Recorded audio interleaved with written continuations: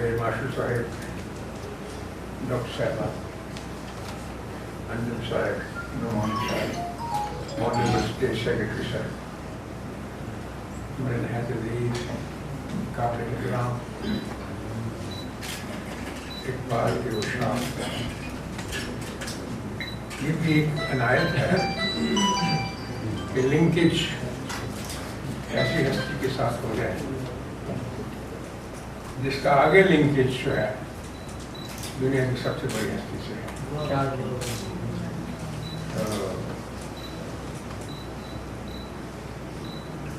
علامہ صاحب نے کہا تھا ذرا محسوس کریں یہ کیفیت ہے، کہتے ہیں کوئی دیکھے تو ہے باریک فطرت کا حجاب رکھنا۔ انہوں نے تو مسٹیکل ایکسپیرئنس جو تھا ان کا تو ماحول اسی میں رہے، کوئی دیکھے تو ہے باریک فطرت کا حجاب اتنا، نمایاں ہے فرشتوں کی تبسم ہے کنہانی۔ کیا آپ دیکھیں ذرا غور کریں کوئی فرشتے مسکراتے ہوئے نظر آتے ہیں؟ لازمی آتے ہیں۔ اقبال کا ذکر ہو،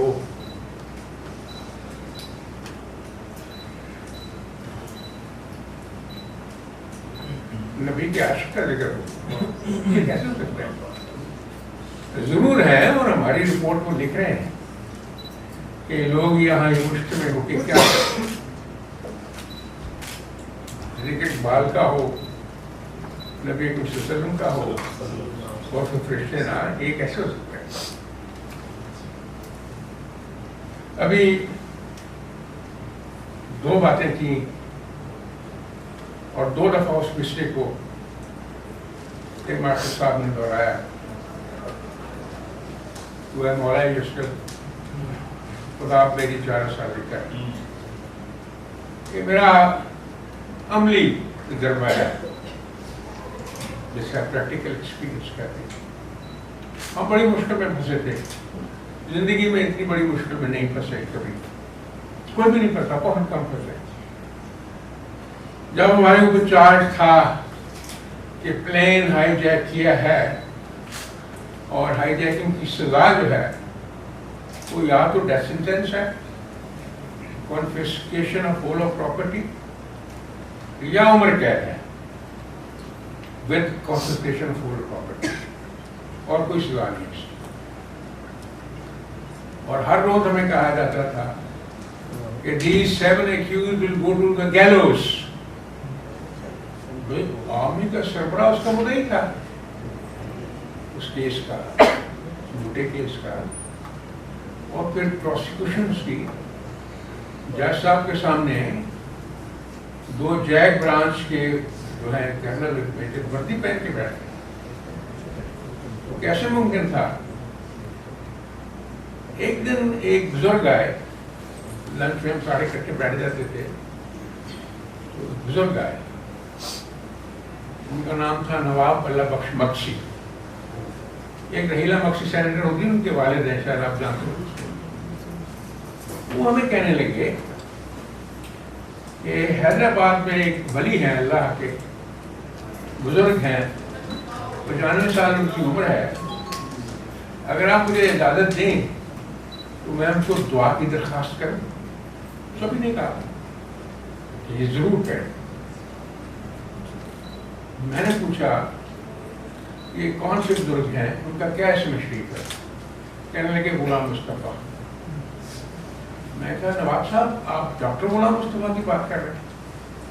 کہتے جی ہاں ڈاکٹر غلام مصطفیٰ۔ میں نے کہا یہ وہی جو حیدرآباد یونیورسٹی کے وائس چانسلر رہے ہیں؟ کہتا جی انہیں کی بات کر رہے ہیں۔ میں نے کہا وہی جو مصنف ہیں ایک کتاب کے جو ہے قرآن اور اقبال؟ کہنے لگے جی بالکل وہی۔ 3 دن بعد وہ واپس آئے اور کہنے لگے کہ میں نے بات کی ہے، کچھ کے اوپر بوجھ زیادہ ہے، کچھ کے اوپر کم ہے، لیکن اللہ تعالیٰ کی ذات سبھی کو رہا فرمائے گا۔ لیکن یہ مصرع انہوں نے لکھ کے دیا اقبال کا، یہی مصرع جو پڑھا ہے، مولا یسر آپ میری 4 سال لکھا ہے، اس کی تسبیح روز آپ کیا کریں۔ اور جب نبی کا نام اللہ کے سامنے جاتا ہے تو اللہ کو بڑی غیرت ہے. اور ہمارے ساتھ ہوا ہے وہ جاؤ گے. بات کرنے کی یہ ہے کہ اقبال نے وہ نسخے بتائے ہیں، سارا جہان اس نسخوں سے فائدہ لے، اور یہ لامتناہی جو ہے فیض کا سمندر ہے یہ بڑھتا جائے گا، ختم نہیں ہوگا. ابھی کہا انہوں نے دوستوں نے کہ علامہ نے خود کہا تھا کہ نغمہ کو جاؤ من کو جا، سازے دخن بہانا ہی سوئے قطار بھی قسم ناغہ بے زمام کا. یہ شاعری کیا ہے؟ یہ تو ایک بہانہ ہے. میں تو قافلے سے بچھڑی ہوئی ایک ناکا کو اونٹنی کو واپس قافلے میں لا رہا تھا. یہ ان کا مشن تھا اور اللہ نے بہت حد تک ان کو اس مشن میں کامیابی عطا فرمائی. ابھی ڈاکٹر صاحب نے کہا اور سبھی دوستوں نے ٹھیک کہا کہ اب ہم کیا کریں. لامتناہی قربانیوں کے بعد بچوں کی، بیٹیوں کی، ماؤں کی، بہنوں کی، نوجوانوں کی، بزرگوں کی پاکستان تو بن گیا تو سنبھالا کیوں نہیں گیا؟ یہ بہت بڑا سوال ہے. اور آج جو کیفیت ہے وہ کسی نے کیا کہا تھا کہ تنما داغ داغ شد کمبا کو ہم کہاں خدا خدا نہ ہم، جسم تو زخموں سے چور ہے، کہاں کہاں میں اس سے مرہم رکھوں. یہ کیفیت ہے. اور جو بھوک کا عالم ہے، جو مہنگائی کی صورتحال ہے، جو قیامت کی گھڑی ہے وہ آپ کے سامنے. تو کس نے کہا تھا کہ جب کبھی بھوک کی شدت کا گلہ کرتا ہوں، جب کبھی بھوک کی شدت کا گلہ کرتا ہوں، تم عقیدوں کے کھلونے مجھے لا دیتے ہو، مختلف طریقے سے بہلاتے ہو کہ ہم نے یہ کیا، ہم نے یہ کیا، ہم نے یہ کیا. بھائی بات تو ہے اس بھوک کو ختم کرنا، تو یہ کھلونے سے تو نہیں کھیلا جا سکتا. اس لیے میرا خیال یہ ہے کہ ان پہ جیسے ہمارے بیشتر اسپیکر نے فرمایا غور بھی کرنا چاہیے، اس کے لیے محنت بھی کرنی چاہیے، اسٹڈی بھی کرنی چاہیے، انفرادی طور پہ بھی اور انڈیویجول بھی. میں آپ کو عرض کروں، جناح صاحب گئے تھے کوئٹہ 1948. وہاں انہوں نے ایڈریس کیا تھا آرمی آفیسرز کو. عموماً چیف ایگزیکٹو بہت کم آرمی آفیسرز کو ڈائریکٹ ایڈریس کرتے ہیں، اور انہوں نے بڑی ٹھوس باتیں ان کے ساتھ کی. میری نظر میں اور مارشل صاحب آج ڈسکس کرتے رہے، ویسے بھی کرتے رہتے ہیں، کہ وہ کہتے ہیں کہ the power should flow from the executive authority and کوئی ایکٹ جو ہے ایگزیکٹو ہیڈ کی اجازت اور ڈائریکشن کے بغیر آپ لوگ نہیں کر سکتے. ٹھیک ہے. پھر وہ کہتے ہیں کہ یہ 48 پہ 47 میں کہ جو پرنسپلز آف انکلوسیونیس ہے، امپارشل گورننس ہے، رول آف لا ہے، ریلیجس لبرٹی ہے، اور آپ کی جو اسمبلیز ہیں ان کا رول جو ہے قانون کے مطابق ہوگا، آپ جو ہے صحت مند معاشرہ قائم کر سکتے ہیں. یہ کنڈیشنز تھی، لیکن یہ نہیں ہوا. اس لیے جو تمام بلائیں ہمارے اوپر نازل ہوئی ہیں، اس لیے جب رول اکھڑا اور کسی نے کوئی رول ادا کرنا شروع کر دیا، کسی نے کوئی کرنا جو اس کا حق نہیں تھا قانونی طور پر، تو یہ مشکلات جو ہیں پہلے سے زیادہ گمبھیر ہوتی گئی اور آج تک ہو رہی ہیں. میں سمجھتا ہوں کہ صاحب بست و کشاد جو ہیں ان کو اس پہ ضرور غور کرنا چاہیے. امبیشن اپنی جگہ، لیکن انبریڈلڈ امبیشن جو ہے وہ بڑا ظلم ہے، جس وجہ سے ہمارا ملک ٹوٹے ٹوٹے ہوا، لاکھوں شہید ہوئے، हजीमत उठाई दुनिया के सामने। ये क्यों हुआ ऐसे? क्या जस्टिस मुनीर को ये खुदा ने हुक्म दिया था कि तुम एक गलत फैसला करके बंगाल के मुसलमानों को तबाह कर दो और उस प्रोसेस में अपने मुल्क को भी, वेस्ट पाकिस्तान को भी तबाह कर दो? मौलवी तमीजुद्दीन के खिलाफ केस किया और वो ख्वाजा नाज़मुद्दीन के खिलाफ किया। किसने कहा था? ये बात रुकी नहीं है, आज तक चल रही है और बार बार हुआ।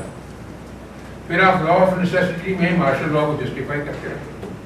आपने खुदा को जान नहीं। मैं एक वाक़या थोड़ा सा बताता हूँ कि अल्ताफ गौस साहब लिखते हैं अपनी किताब में वर्किंग विद अयूब खान कि मुझे पता चला कि जस्टिस मुनीर बीमार है। उन्होंने लोगों में कुछ मुरब्बत थी, कुछ रवायात थी। वो कहते मैं गाड़ी चला के पिंडी से पहुंचा हूँ लाहौर।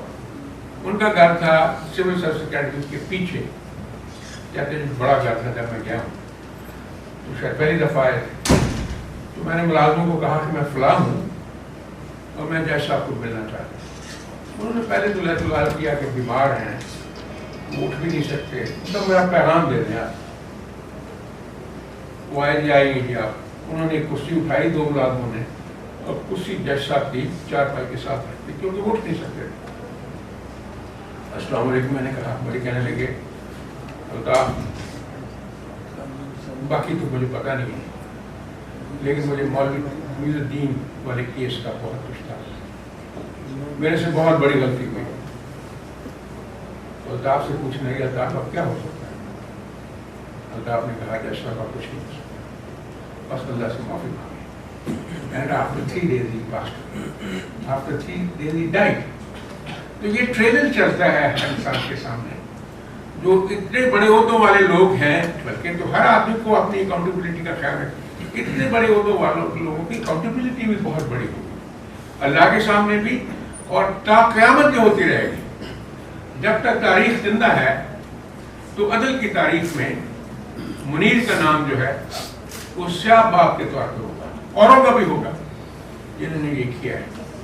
मैं हमेशा कहता रहता हूँ अपने बुजुर्गों को, दोस्तों को, मीडिया के ऊपर भी कि देखिए यार अब आपने मुकल्लद बनना है तो कार्निलियस के बन जाओ, नॉन मुस्लिम का तो बन जाओ ना उसके। मुकल्लद बनना तो हमूद रहमान के बन जाओ।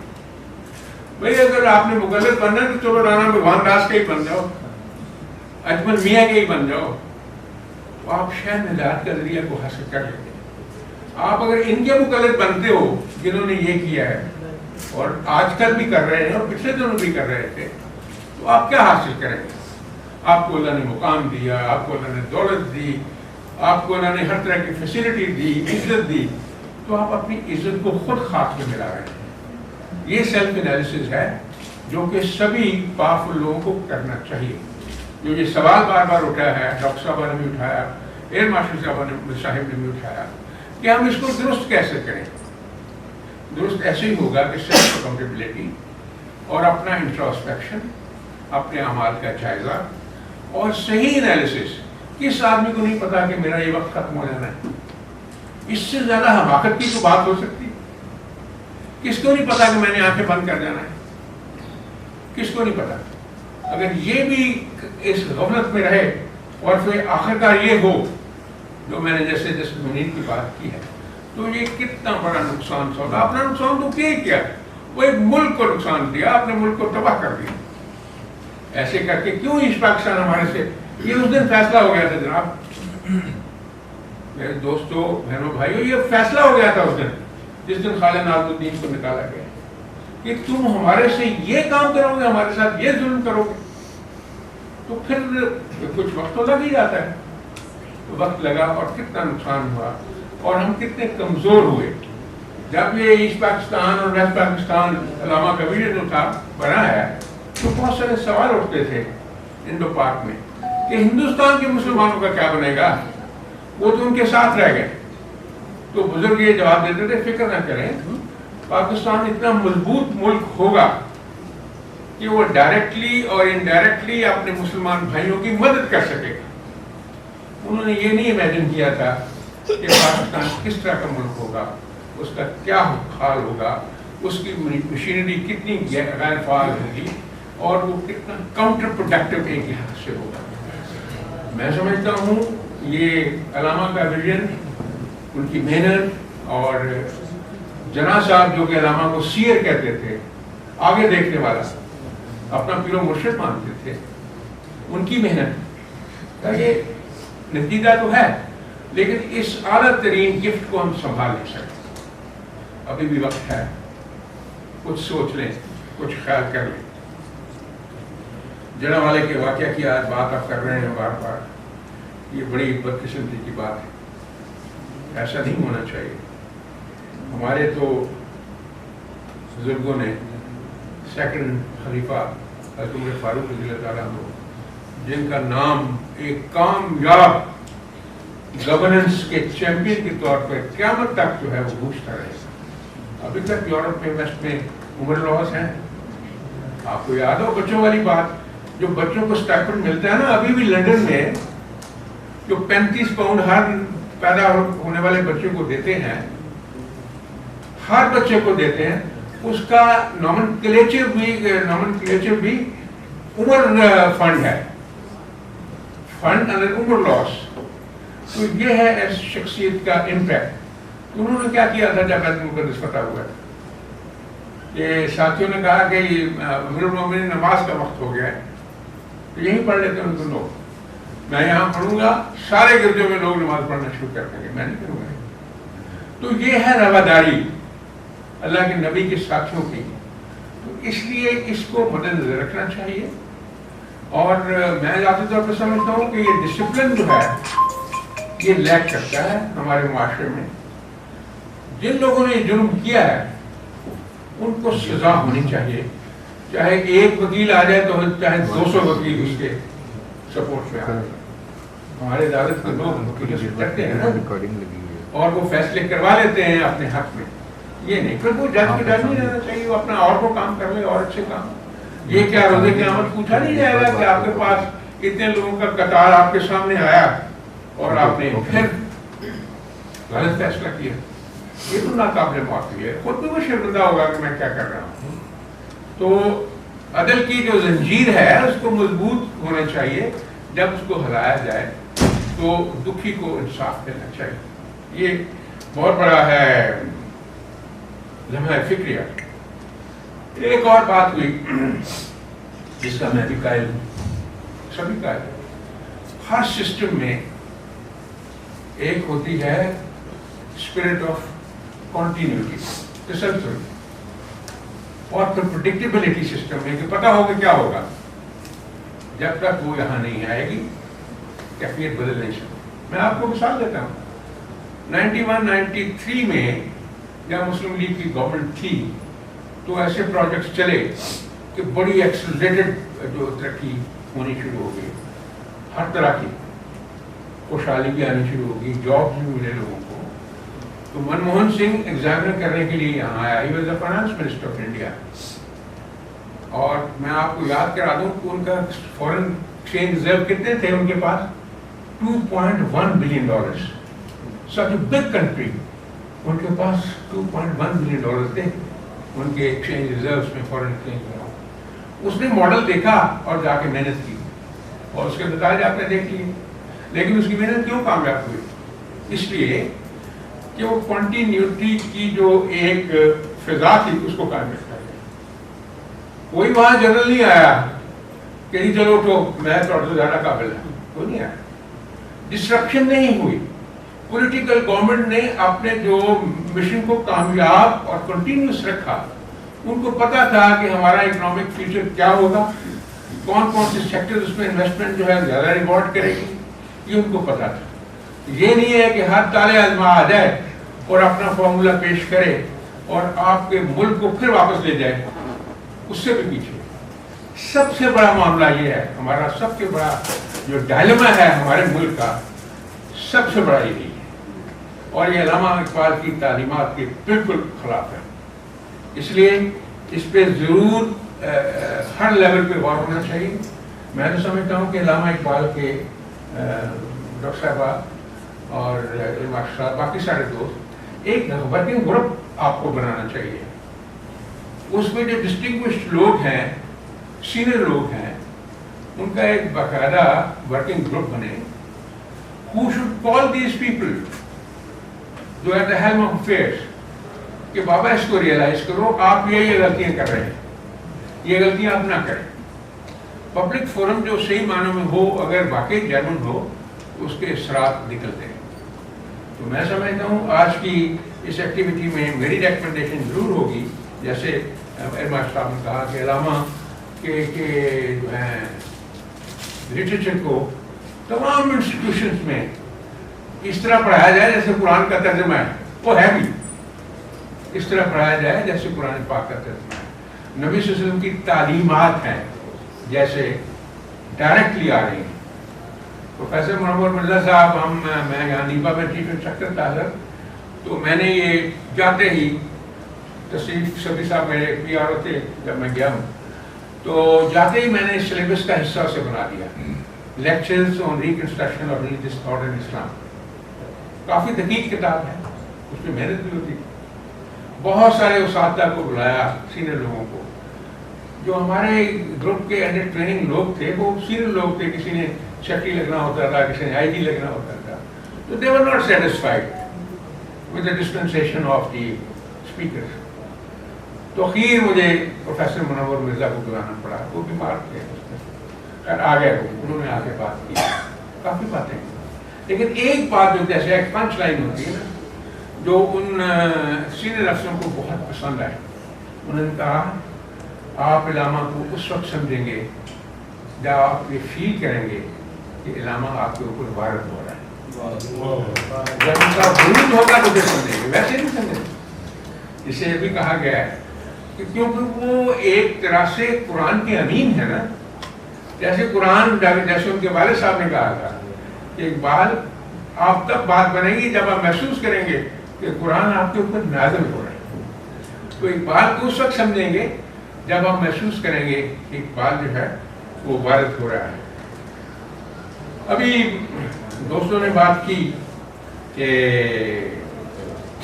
मैं समझता हूँ कि ये अंदरूनी साम्राज्य जो है, जिसको मैं तो साम्राज्य कहूँगा, जिसने बार बार आके इस मुल्क को मुजमहल किया, उसको भी सोचना चाहिए और उसकी भी अकाउंटेबिलिटी होनी चाहिए,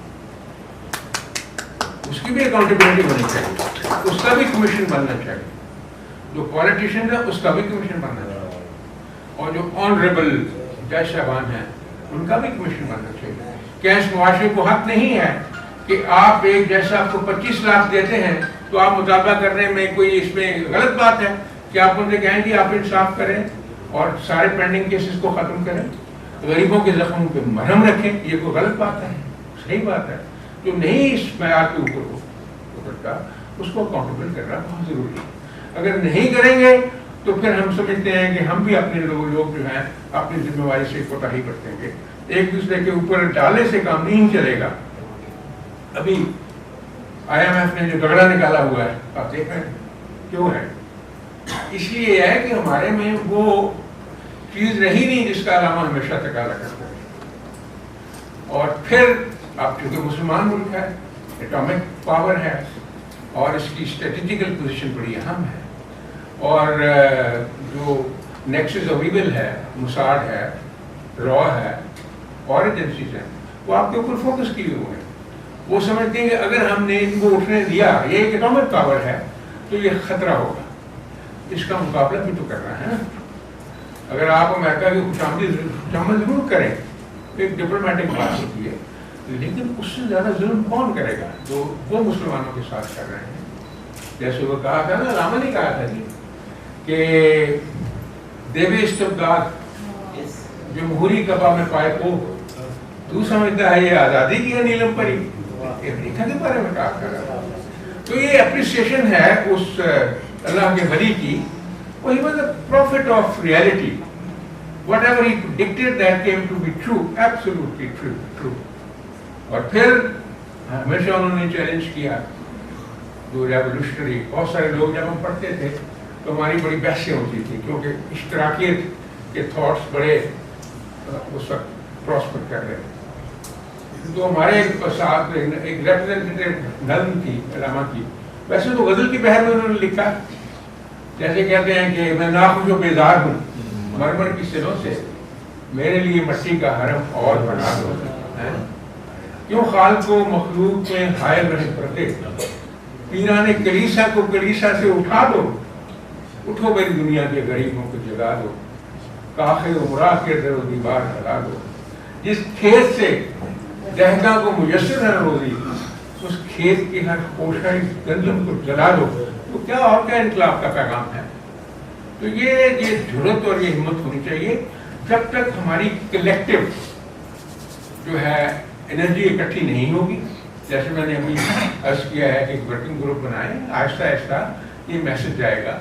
اس میں آپ کا بہت کمال ہے. میں جو منتظمین ہیں ان کو بھی مبارکباد دیتا ہوں. تو یہ اللہ والوں کی محفل بن گئی ہے اور ہے، نبی کے عاشقوں کی محفل ہے اور ہے، اس میں کوئی شک. جو نعت پڑھی گئی ہے یہاں علامہ کی، اور میرے دل میں تھا کہ وہی پڑھے جو پڑھتے ہوتے ہیں ہمیشہ. شوق اگر تو تیری نگاہ ناز سے دونوں. ہاں، تو بات یہ ہے کہ جب اس طرح کی عقیدت کے ساتھ باتیں ہوں گی تو اس کے اثرات جو ہے وہ ضرور مرتب ہوں گے انسانوں کی طبع پہ، انسانوں کے ذہنوں پہ، انسانوں کے کردار پہ، مسلمانوں کے کردار پہ. میں آپ کو عرض کروں، ابھی جنرلی آتا ہے کیونکہ ہم تو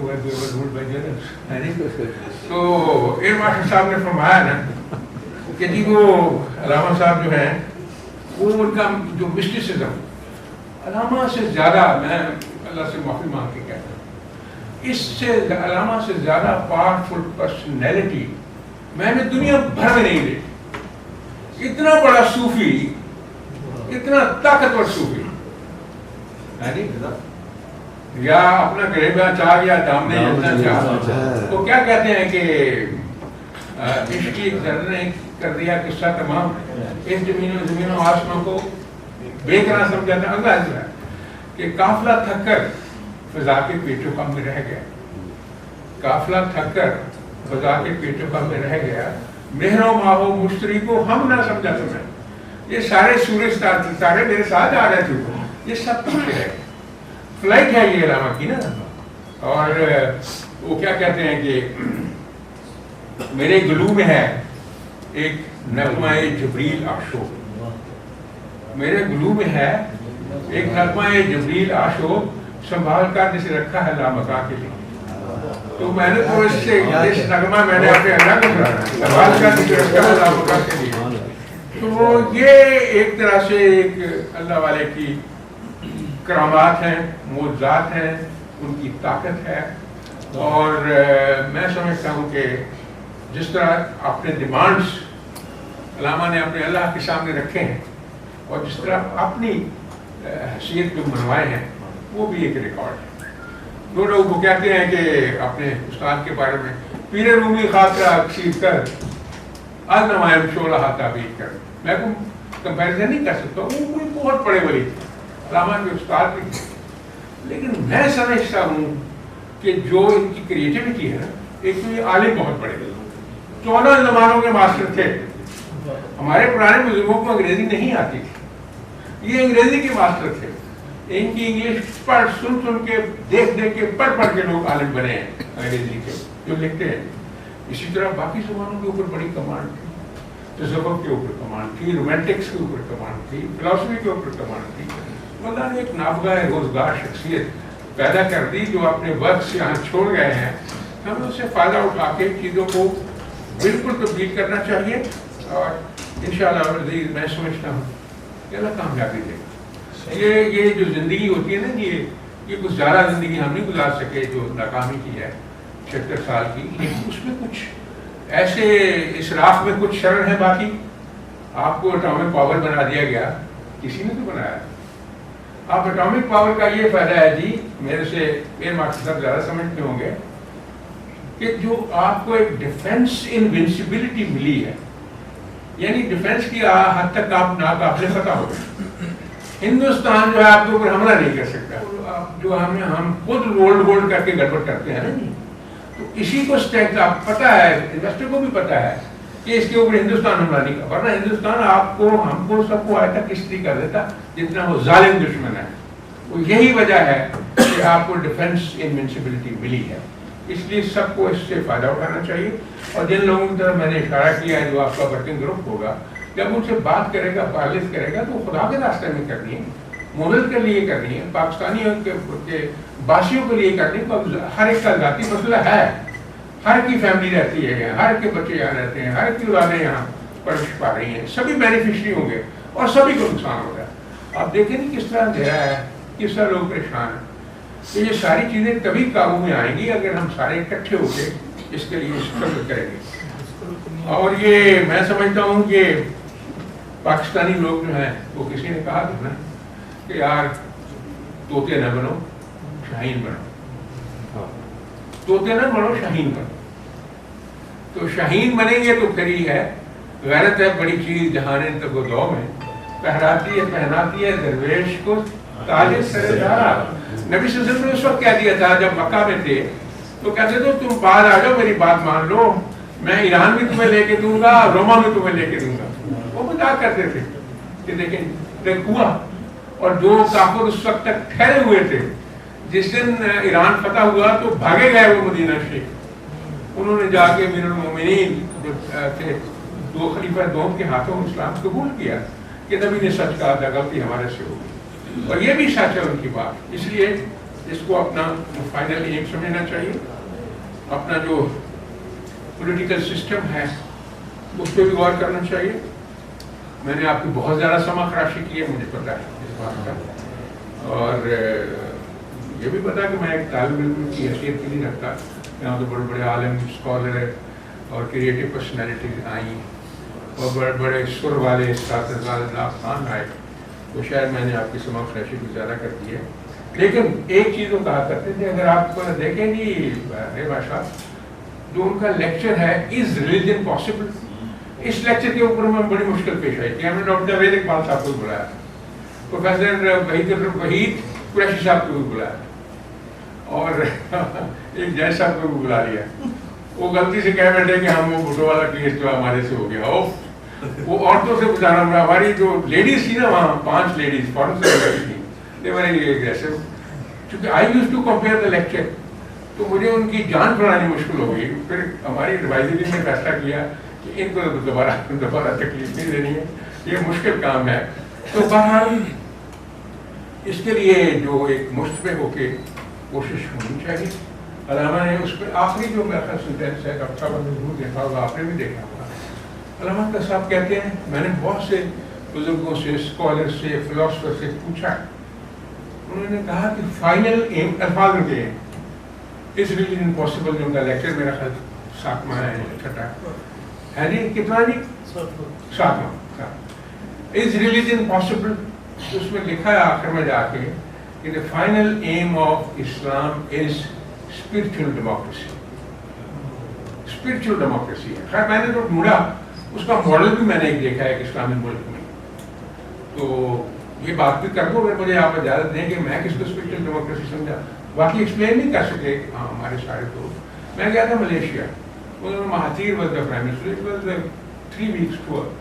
میں نے دیکھا وہاں ڈاکٹر صاحب کہ سارے لوگ نماز پڑھ رہے ہیں، مسجد بڑی بڑی، اور لیڈیز جو ہیں جس طرح ہماری بیٹی نے یہ لیا ہوا ہے اسکارف، وہ اسکارف لیتی ہیں. سب دور سے پتہ چل جاتا ہے یہ مسلمانوں اور اتاری ہے. اور بہت ساری خواتین کو ہم جب ہمارے لیکچر دیتی تھی تو ہم ان سے یہ سوال کرتے تھے کہ madam you are qualified from abroad, it's a tropical country, why you putting on scarf? وہ آگے سے کہتی تھی no it's our duty, we are Muslims. اور آگے دیکھیں وہاں ماں باپ کی عزت یہ ہے کہ اگر 4 بیٹے ہیں تو چاروں بیٹے اپنی ماں اور باپ کے ساتھ رہتے ہیں. اور آگے یہ ہے کہ جب وہ جاتے ہیں اپنے دفتروں میں تو ایسے کہ ماں ان کی دیوی ہے اور باپ خدا کا اوتار ہے. ان کے پاؤں کو ہاتھ لگا کے. اور ہمارے یہاں تو ظلم بھی ہو جاتے ہیں نا ہمارے معاشرے میں، وہاں نہیں. تو چونکہ میں سمجھتا ہوں کہ دین کا پرتاؤ تھا ان لوگوں کے اوپر. اور یہ بھی میں آپ کو بتا دوں کہ مہاتیر آیا، ہم بھی جمعہ پڑھنے گئے تھے 5 آدمی تھے وہ ساتھ تھے اس کے, اور کوئی ہٹو بچو نہیں ہے, کوئی پولیس نہیں آئی. سفید کپڑوں میں آئے ہیں, وہ آگے آ کے بیٹھ گئے, نماز نے پڑھی ہے. Nobody shook hands with him. جہاں تو آئے اوپر کے پڑھتے ہیں, یعنی کہ اتھارٹی سے اتنا امپریس ہوتے ہیں. تو میں سمجھا کہ شاید اقبال کا یہ ڈریم ہے, سب کو روٹی ملے, سب خوشحال ہوں, سب دین کے دائی ہوں. اور آپ دیکھتے ہیں کہ ان کے جہاز بھرے ہوتے ہیں حج کے لیے. اور بات پہلے تو یہ ہوتا تھا حج سے پہلے شادی نہیں ہوتی تھی جب تک حج نہ کریں. اتنے وہ کمیٹڈ ہیں اپنے دین کے ساتھ, خوشحالی ہے, سکون ہے, کرائم نہیں ہے. اور وہاں کے جج اتنے ایماندار ہیں کہ جو قابو آ جائے اس کو سزا دیتے ہیں جو گناہ گار ہو. ایسے نہیں ہے کہ ہم تو بہانے ڈھونڈتے ہیں نا ملزم کو کی مدد کرنے کے لیے. یہ بہانے اللہ کی ذات دیکھ رہی ہے, نبی صلی اللہ علیہ وسلم بھی دیکھ رہے ہیں. تو ان سارے مرضوں کا علاج جو ہے وہ ایک ہی ہے, وہ ہے اقبال کے تھرو جو اللہ اور اللہ کے رسول کی تعلیمات ہمارے پاس پہنچی ہیں, اس کو ہم بڑی مضبوطی سے اپنائیں. اور خود ہی تو کہا اللہ نے کہا, خود ہی بات تو کیا کہ محمد سے وفات ہوئی تو ہم دے رہے تھے.